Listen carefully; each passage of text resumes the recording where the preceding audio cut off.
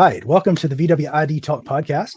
This is the ultimate podcast for electric enthusiasts and for VW lovers alike. So whether you're cruising along an ID.4, zipping around an ID.3, or anticipating the sleek new arrival of the ID.7, or dreaming of road trips in the new ID Buzz, this is where the electric journey, powered by the community knowledge of ID drivers and ever positive spirit, comes to life. So we're your hosts. I'm Wes. And I am Jan. Thank you so much for joining us. We are the passionate ID.4 drivers, and here we are here to connect with you as the community of EV drivers who are as excited as we are about driving electric.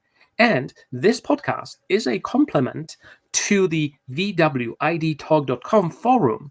It brings the insightful conversations and shared expertise of the ID driver community right to you.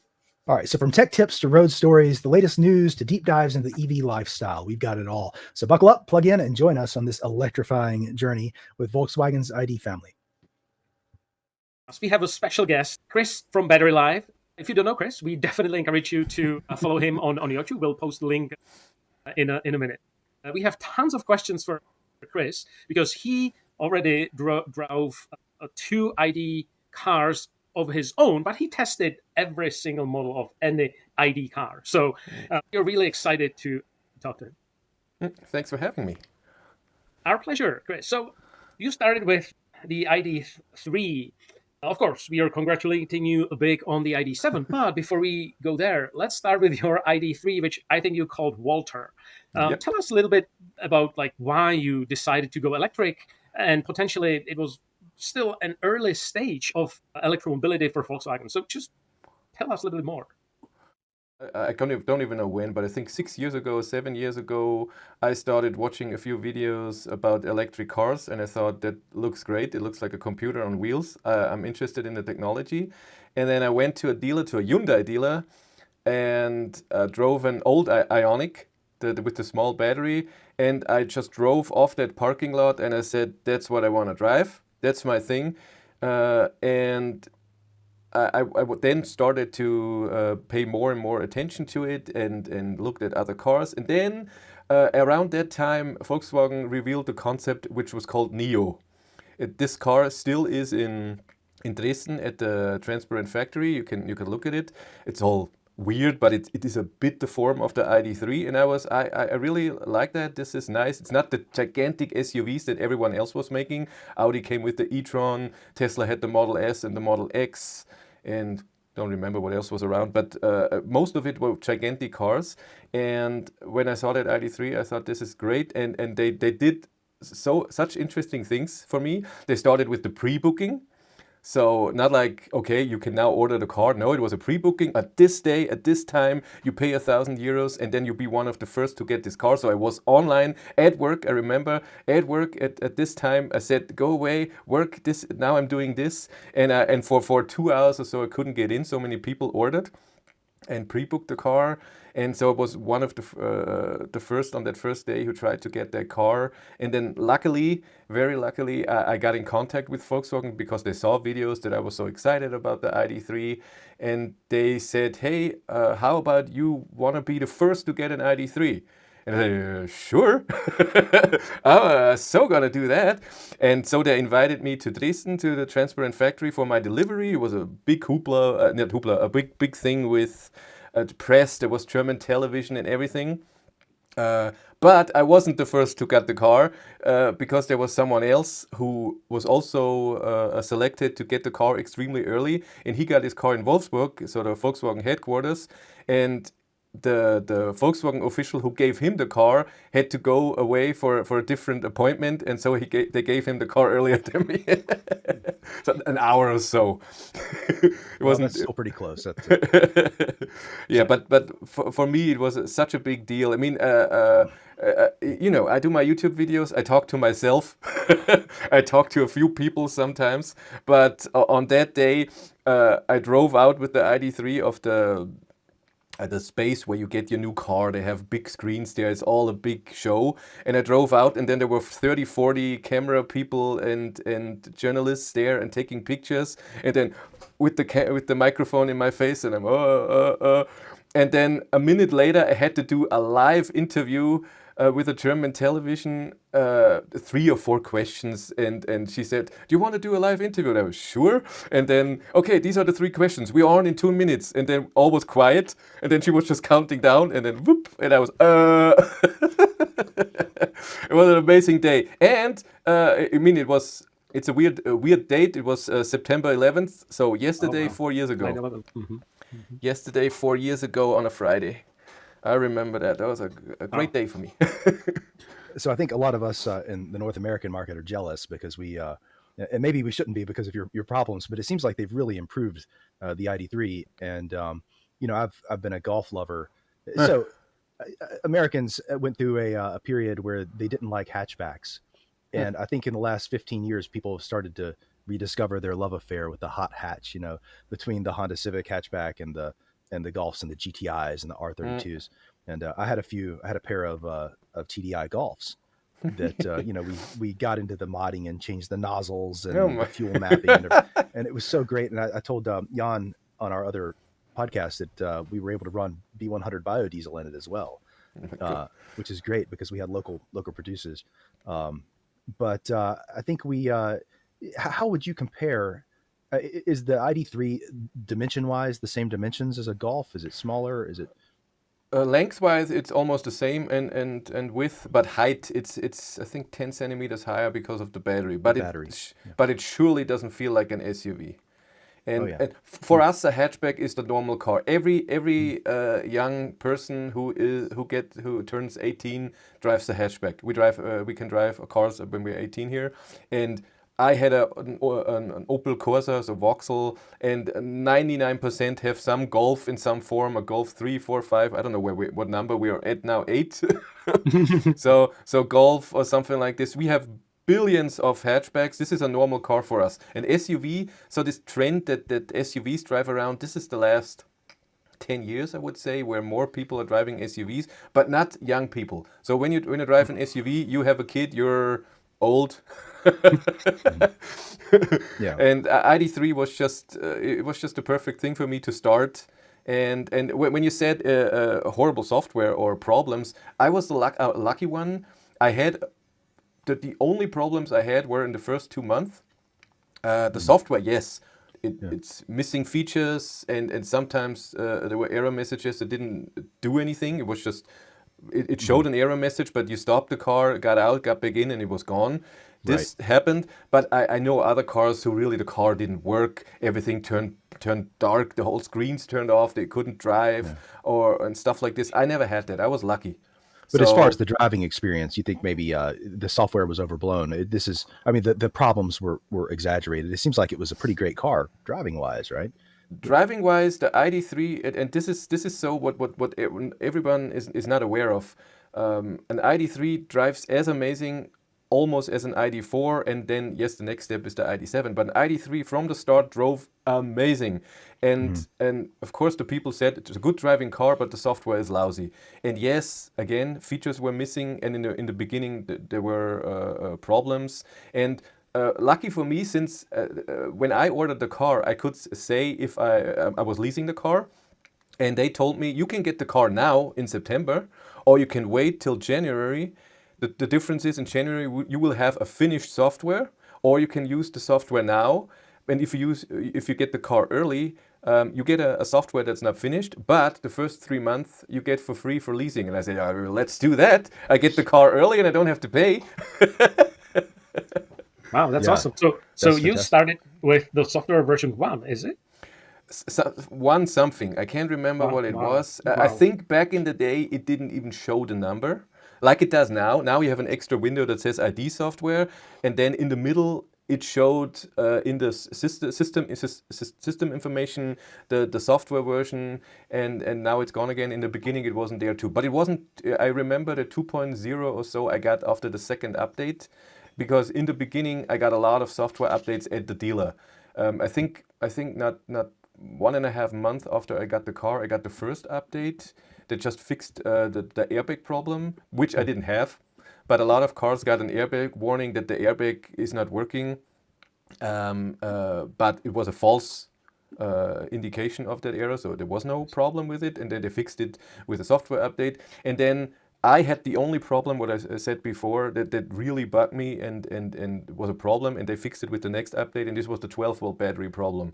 So my car, when it was parked in the garage and I didn't use it for 2 days, the 12-volt battery got lower and lower to the point that at some when I had another press car, a Nissan Leaf, and I came home from a drive, the ID.3 was just dead. It couldn't lock. Unlock the car, all the screens were black. I made a video about it and it had billions of views. Well, exaggerating here, I'm Bavarian. And it was just, I could only get in the car with the emergency key when you take it out of your normal key.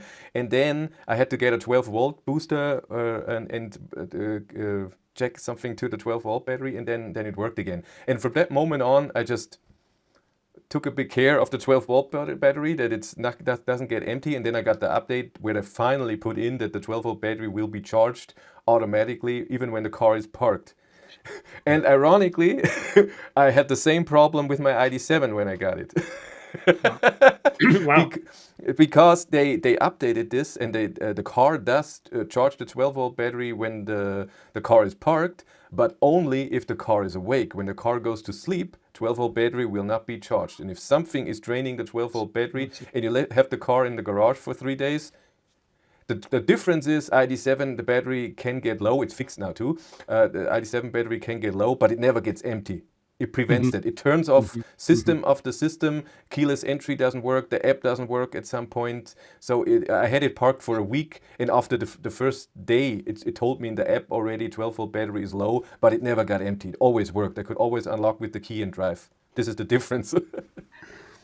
But yeah, the software was oh my God, I cannot tell you how many software updates I got till the first over-the-air update 2.3, but till then, I don't know, 4, maybe 4 or something like that. And always at the dealer, and always many hours, so you leave the car there and you get a loaner. I see. Yeah. Okay. Well, So it seems like thank you. Oh, you go ahead. No, I just wanted to thank Chris for communicating with Volkswagen and having going through all these problems, so we then can have much better cars. and now, of course, like that was 4 years ago, and now, Chris, you have tested the Tour that is already on software 5. So that's really good to see that Volkswagen is making these updates. Wes, go ahead. Oh, so I was just going to say, it seems like the Volkswagen, the ID family in general has come a long way, since you had that. I mean, those issues. Yeah, I think people were disappointed with the ID.3 not being more polished when it came out. We were just disappointed that we couldn't get it. But I think if you've driven a lot of different electric cars and you've been posting lots of YouTube reviews on your battery life channel on YouTube, so which ones stand out to you the most from the electric cars, and why do you think? This is a hard question because I think every car stands out in a different way, and positive or negative. But and of course, it's a big thing about taste. Everybody wants something different. I'm a comfortable guy. I want a comfortable car, and I was just lucky. I didn't know. I ordered the ID.3. Then I was very lucky that Volkswagen did an ID.3 pre-booking drive of the ID.3 where 30 customers were invited to Dresden to drive a prototype of an ID.3, and 2 months later I got my car. So it was extremely lucky that the ID.3 is that comfortable, and that the whole Volkswagen ID cars are very comfortable and fit me very well. I could have been a Tesla fan, and Teslas in Germany are very sporty, and not especially 3 and Y. Model S is great, that's no problem, and X. But the other cars are just more for sportiness, and they're not as comfortable. And if I would have ordered one of these, I would have been, that was the wrong choice. But again, everything is about taste. And for example, Tesla has amazing software. I have problems in the Tesla when it comes to software with stuff not working. That can happen with every car, and I'm not blaming anyone, that's just how it is. But just the features that you can have in the app and in the car, they're doing this for a long time, and they take the opinion of their customers and put it in, which is awesome. I love Kia and Hyundai. They have some great features in there. I love their real-time consumption, that when you drive, you can see how much the heat or the AC is using. So they even break down the consumption exactly. Wow. They had this from the beginning. The first Hyundai Kona that came out in I think even before the ID.3, if I'm not mistaken, had already that window with the real-time consumption. You can see what power goes to driving, to the climate, to the electronics, and to battery care if the battery is being cooled or heated up. And you can see that all the time. So you drive along and you can see, hey, my heat pump is taking 2 kilowatts. Interesting. And you can't do that in any car. But this is amazing. And for me, Volkswagen was always the comfortable car and the extremely stable car, which I like, for a reasonable price, because an Audi Q8 is very stable and very comfortable, the same as a BMW i7, but it costs 3 times as much as an ID.4. But so a lot of cars have different aspects that are amazing. For me, luckily, again, ID cars deliver what I need in a car, and the ID7 now is just the peak for me. That's really great to hear. I know that Jan and I were lusting over the ID7 Tour recently. Everyone loves the Tourer. Yeah. Well, I over think the limousine. there's a lot of nostalgia here, because for a long time in the United States, the wagon's got a bad name because it's what your parents drove in the 1980s, and then people started discovering sport wagons, and it's I think because we can't get them, right, it makes people want them even more. But did you prefer the limousine, I guess? Yes, but Yeah. the reason being is in Germany especially, but Europe overall, the Tourer is mostly for people who have to go work-wise somewhere and bring a lot of stuff and have to drive a lot. This comes from the Passat or the Audi. Some Audi Avant, I think, is the name for the long ones, and BMW That's right. Touring. These are all people that they bring a lot of stuff for work and have to go places. The usual user of the normal person that doesn't go to work far is okay with a limousine, but I get that all the time. Every time when I'm even I did a picture on Instagram with my ID7 Hank and the ID7 Tourer, and I said, which one do you prefer? And then everyone said the Tourer. Yeah. Which I don't get, but I don't have to. Everyone has their own opinion, right? I love the limousine. I don't need a wiper in the back. I don't need the space. And I made a video where I had little boxes. I don't know if you've seen it. I got boxes from work, 30 centimeter. What is that? Oh my God, 13 inch by 10 inch by 4 inch or so, and had a lot of boxes, and I put them in the trunk of the Tourer, and because I wanted to see how much more space do you have in the Tourer than in a normal limousine, and I brought the same amount in the limousine than in the Tourer. Okay. But boxes like this, of course, the smaller you get, the more you can put in, because there was more space, but I couldn't fit another box in there. That was the difference. Yeah. So, being that you live in Germany, you get to drive to the speed limits on some of these things. Have you been surprised at the limits of the electric cars, and how does that compare handling wise and noise and consumption wise to what you've experienced with, say, a diesel car or a petrol car in the past? This is totally, it depends on the car. So I never drove diesel, so I always had normal cars before, and the cars I had were not very powerful, so the top speed was 150 or so. I had an old Opel Corsa, like I said, has 60 horsepower, so it ends at 140, 150, except when it's downhill maybe. And every other electric car, not every, but most of them, they are electrically have a limit, a top speed limit, which feels not very nice, because you drive, you have power and everything, and suddenly it's just what's happening? Yeah. And my ID.3, the first one, was 160, and now the ID.7 and all the new hardware cars, even the ID.3 GTX is 180, and the ID.3 GTX Performance that will come out soon has 200 kilometers an hour. ID cars in general are very stable and still okay at top speed. My ID.3 with 160, that was nothing. So with one finger, it's no problem. Didn't move around or anything. And again, it depends on the car. Even my ID.7 at 180 is fine. But there are other cars, where they were built and they were not made for top speed. So a Model 3 at 180 is not a nice car to drive. But the consumption of the Model 3 at that speed is still fine, because it's just amazing going through the air. And so this depends all on the car. I had an Ioniq 5N 2 weeks ago, Yeah. which can go 260. I didn't do that. My top was for a millisecond 220, and I was scared to death because it's so sporty. It's like this. It's just the complete opposite of other cars. I think everyone could probably tell, but for most of our American audience, you're speaking in kilometers Oh, per hour. that's true. So I'm not driving 200 miles per hour. no, No, because sorry. Sorry. I'm sure everyone knows that. It's funny that the joke though about certain cars when you say you have a less powerful car is that the only way the car would go that fast is when it was falling off a cliff. Right? is what they like to say. So you said that the ID7 is your favorite of the ID series so far. Oh, it is. You know, Totally. but it's just more refined and yeah. Go ahead, yeah. Yeah, that exactly was the question that we had as well for you, Chris, because now you own the ID7, right? So how did you feel when you went from the ID.3 to ID7? It probably is a big jump because the interior it's a new world. It's a new world. It's a new world, and I can tell anyone, if you are thinking of buying a car with the old software that goes to software 3.7, or if you can get your hands, even if it costs more, on a 4.0 car, get the 4.0 car. There's and I won't say, but a lot of people feel like Volkswagen is leaving the old cars behind and blah blah blah.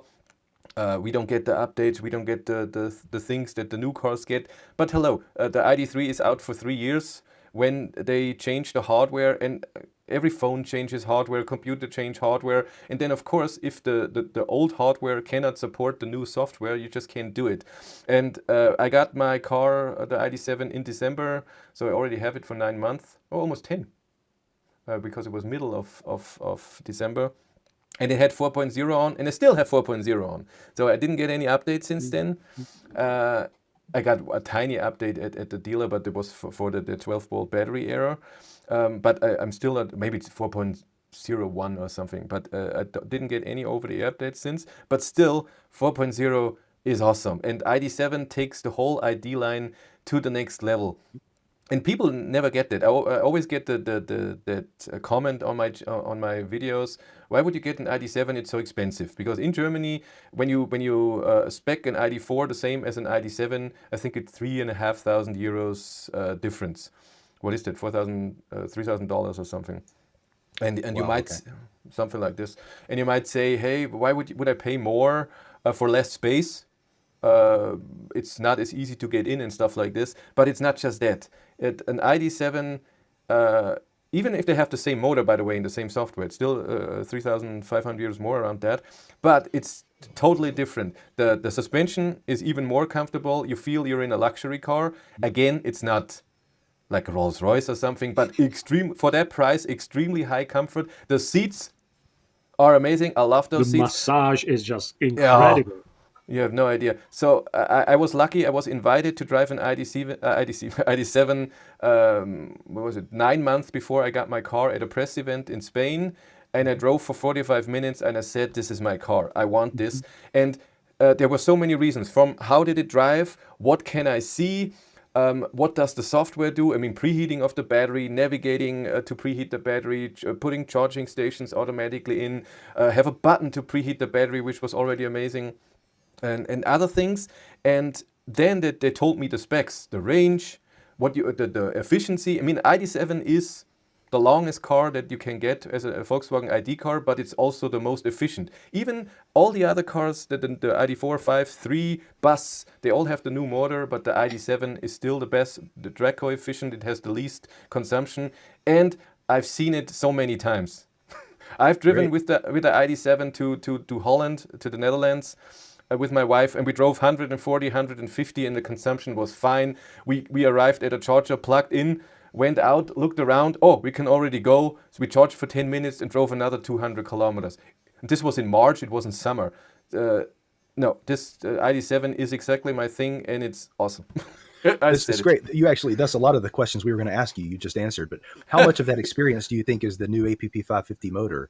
Did that contribute a lot to your enjoyment of the car, or is it more the software and the refinement and the small changes? How big a difference did the motor make? The motor makes a big difference in the way that the 210 kilowatt, the power, so almost 300 horsepower, feel better than the old 150. When the ID.4 with the old motor always felt a bit weak. ID.3, the one that I had with the middle batteries, which was lighter with the small motor, was fine. And the ID.7, even though it's heavier, now feels the same. It even almost the same acceleration time, 0 to 100 kilometers an hour. I think the ID.3 was at 6.9 seconds, and now ID.7 is at 6.5, something like this. The consumption is a difference in the motor. It's not as much as Volkswagen says. They say up to 50%.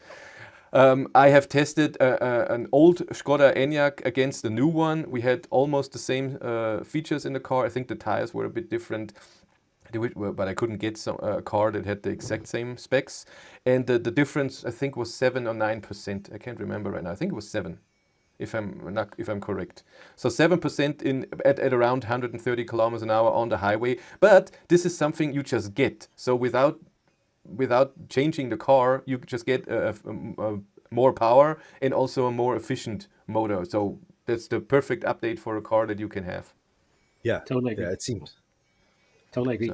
So, And so, just out of curiosity, is there something that you would improve? I know you had a special video about what would you love to see on the ID.7, and so if there's like one or two things that you would like to have little different to enjoy the car even more, what would it be?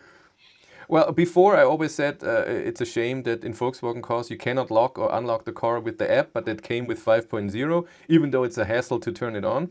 And it still takes a long time. The app works okay, but it's not very responsive. So when you do something, it's not that a second later, like in a Tesla, But that's stuff because changes it's and you not get an using a update. local connection; it's using the mobile connection, like a cellular. But still, Tesla does that too. When I okay. have a Tesla here, it's connected to the mobile internet. I'm connected with my phone to the mobile internet. I say lock, and a half a second later the car locks, and I see it in the app that it's locked. In a Volkswagen, I press the lock, I wait 3 seconds, the car locks, but in the app that it did lock, it takes 60 seconds or so. That's Right. a bit sad. So the app needs improvement. Spotify in the ID.7 is not the best. It's not. It has its hiccups and stuff. Overall, missing. The only thing I'm missing in my ID.7 is when I plan a route to go somewhere that I cannot specify what chargers it's using. Right now, it's just taking a lot in consideration. So, is there elevation change? Are you driving on a highway? Are you driving on a country road? Are you a fast driver, a slow driver? What's the weather like? All of this, it takes that in consideration. All that, even the weather. Wow. So like Tesla does too. That's since 4.0, that's amazing.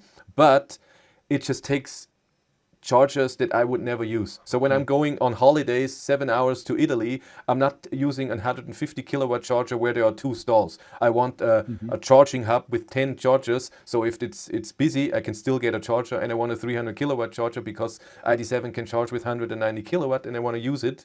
And this is a bit sad that you can't do that. They're working on it, but as I know Volkswagen, that means another year or longer. And Chris, do you think that your car will ever get the 5.0 so you can like remote lock the car and you can remotely will get it. manage? It will get it. And Volkswagen talked about that it will get it in the summer. Then it was delayed to fall. Now maybe winter, but I will see if it will be this year. I doubt it. Interesting. And Volkswagen over-the-air updates has always been, and the problem is not the update. The problem is Volkswagen that they're too cautious. Right. If it doesn't work perfectly, we're not going to do it. Let's wait a bit. Let's try to improve this. Let's do this first. Maybe we can include this. Which kind of makes sense, right? Because I don't think that they have cracked the nut on very fast OTA updates. If they can do OTA every single day or every single week, I think it would be okay for them to experiment. But they need to stabilize it. I totally get it. Right? Well, and Jan, you had an experience where your OTA update failed. Oopsie daisy. Yes. So my 3.2 happened a lot. something failed, but it broke the car, so the car had to be towed to the. That happened a lot. That happened a lot, and that's made them very cautious. And I can't wait to see how an over-the-air update is now with 4.0. Is it improved? Can I see something? I mean, I want a notification in the app. There's an update for your car. Would you want to start the update? Something like this. This all doesn't exist now, and I would love to have that all. Interesting. Yeah, that totally makes sense. We do see, because the European app is a little different than the US app, but we do see the software updates in the app. But I think it's just the notification that is linked to the VIN, and it seems like it's not connected to the car, because the car needs to download the update before it can before you can launch it, and all this is then communicated via email. So these two maybe are two different systems, but at least there is some view in the app that there is an OTA coming in the US version. No. I really hope that an over-the update with 4.0 works a bit better. The hardware is 10 times better. So in my ID.3, even with 3.0, so many times I saw the car boot up, and not while driving. So I parked, went out the car, came back in, and then it booted the screen, showed the Volkswagen logo and everything. And that always took, I don't know, 30 seconds or so. And this doesn't exist anymore. With hardware 4.0 is so fast. In 5 seconds, everything is there, and you can just go. Even if the car is totally asleep, I never see a boot screen. Never. It doesn't happen. It's always there. It always. It's except for Spotify, which is then an add-on to the normal software. This is the only thing that doesn't work very well. The rest, I have never had a problem that it froze or it doesn't do what you want. I had tiny messages sometimes that the seat heating didn't work, but then I put the gear in and then it worked, something like this. But so real problems that I had before with the ID.3 where it could crash or something, no, that doesn't exist with ID software 4.0 anymore. That's amazing. So this is a bit of a personal issue for me, but do you are you able with the ID7 to get out of your car and have it still running? So if your wife is sitting in there, or partner or children, or I actually have resorted to buying a seatbelt plug, a seatbelt buckle, so I could put the seatbelt buckle in the. Some people buy those so they don't have to buckle their safety belt. Or you can just lean forward a little bit and just pull your seatbelt and buckle it up in the buckle. Right. That's Well, because I've had it. If I'm in a parking lot and driving slowly, and I don't put my belt on and put it in reverse, if I lift up to look back over my shoulder, it'll put it in park. Really? Because if I raise my bottom off the seat. Yeah, the butt sensor. There's a butt sensor on the but I'm not sure if you it works drive. different. Yeah. If you drive, I never had. If I'm parked and I get my butt out of the seat, yes, it turns off. But if I drive, it doesn't do that. Well, if your safety belt is buckled as it should be, then it doesn't turn off. But, maybe it's that. That's probably it. But there's many times on our trip that we took a nice trip all the way down to Florida and back, and there were a lot of times when I needed to get out of the car and wanted to leave the air conditioner on because it was 100 degrees and 98% humidity. Keep climate on function? Not if we do, I don't know how to use it. Is it like when you unbuckle? I think there is on the infotainment you just can say auxiliary AC, or like how is that function called? Oh, okay. Yeah, I think I know what you're talking about. But the easiest thing that I've been exercising, I know it's a workaround. I just unbuckle myself, just route the seatbelt through the back and buckle it in. So the AC stays as is, the music plays as is, everything is as is, and then I lift my butt and go and charge or pick up something when somebody else is in the car. Oh. Well, that's you can use the stop button too, by the way. Eh? Yeah. So, but that works too. You can get out and you have to press the button. I have to get out and then reach back in and press the start button to turn it back on again. Or your wife can press it when she has a key and it still works. Yeah. Or I can just stick the fake belt buckle in the seatbelt holster and I don't have to worry about any of it. So I never had a problem with that. Never.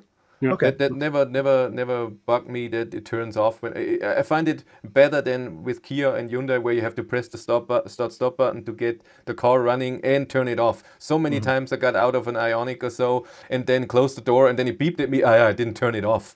I have to turn off the car. Oh wow! So you cannot even lock it? Like when you get out of the Ioniq, I don't even know if you can lock it, but you get a long beep if you get out of the car and the car is still running. Well, I will say I really appreciate that about my ID.4 is that I don't have to worry about when I drive my wife's car now. My wife has a Mustang Mach-E, and I do the same thing you do, Chris. I forget to turn it off. My ID has spoiled me because of course it was really a great design decision. I think 99% of the time, it's perfect. I get out and it turned off, and so yeah, I love almost everything about it. Yeah, of course. There's always stuff. Totally. And by the way, to your problem, if you want the auxiliary climate on, there's also an option where it does it automatically. So every time you unlock the car, it's in climate under settings. Every time you unlock the car, climate goes on. You don't have to be in the car and the climate works. Okay. So even if you go outside, it's still on unless you lock it from outside. If someone is in the car, I think it stays on. I don't It even sounds know. like maybe I should spend some more time Yeah, reading the let's manual. let's try this. That's a great tip. Thanks, Chris. Thank you so much. I went through So- everything in the car 10 times. many times. So Chris, do you think that for us who did not lease but bought our vehicles, there might be some way of getting beyond 3.0, or are we on 3.0 indefinitely? In Europe, I think 3.7 is being rolled out right now. It has mostly bug fixes. It has a lot of stuff. It has the bidirectional charging now active if you have the big battery, not when you have the smaller battery. But I think that the hardware is the limitation. You might get software updates to fix stuff, but I don't think you will get other features. I know that's what Volkswagen says. I don't know. I'm not an engineer or anything. But they told me that with 3 software, so hardware with software 3, you cannot have the preheating of the battery. You cannot have Spotify. They tried it. It was too weak. The hardware was too weak for Spotify. So I think that you will get fixes, but you won't get new features. And I think for most drivers, that's sufficient, though. I think the agree. bug fixes are, I mean, the vehicle to load capability or bidirectional charging would be nice if they can do that. But otherwise, even preheating in practice for me has not been a problem. We've on this long trip, we pulled up, we charged at over 150 kilowatts multiple times. And this is with the old, with the older ID.4, the 2023 ID.4 in the United States is supposed to have a 150 kilowatt limit. And I think we got up to 156 at one point. And so it's hard to complain too much about. Of course, we still do, but yeah, of course, that's what we do. This is sadly depending on where you are. So ID.4s with old hardware that are in Scandinavia, they have it hard. So when it's minus 10 outside and you cannot manually preheat the battery, or when you navigate to a charger, then you get 40 kilowatt of charging or so, and then you get mad when you see the ID.4 that was bought a year later than you next to you, and he says, "Oh, just press the button and everything's fine." And it is awesome. I got like I said, my ID7 in December, and I had it on that automatically preheating, and I did the manual preheating. It works really well, and we're lucky our battery in ID cars don't have to be hot. So in a Model 3, the battery has to be 45 or 50 degrees to have perfect charging power. In an ID7, it's 25. So when it's 20 degrees outside, it's a perfect temperature already, and in the winter, it's preheated in no time.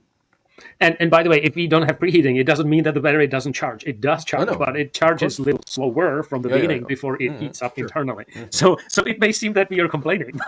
No, I don't think we are. And even in my ID.3 back in the day, where the battery didn't have preheating, I drove normal speed, and then after 200 kilometers it was almost there, and then I charged once. It wasn't amazing speed, and back in the day my ID.3 had a peak of 100 kilowatt, and so it warmed up due to charging, and then the next charging stop it was already fine. But again, if you are in northern Norway and have minus 20 degrees, I get it. yeah, Totally. Chris, thank you so much. This was so great talking to you. yeah. We You're very definitely welcome. encourage It was fun. everybody to follow Chris on YouTube. Just search for Battery Live if you want to see all the features in 5.0, how the Tour parks itself. By the way, those videos are amazing.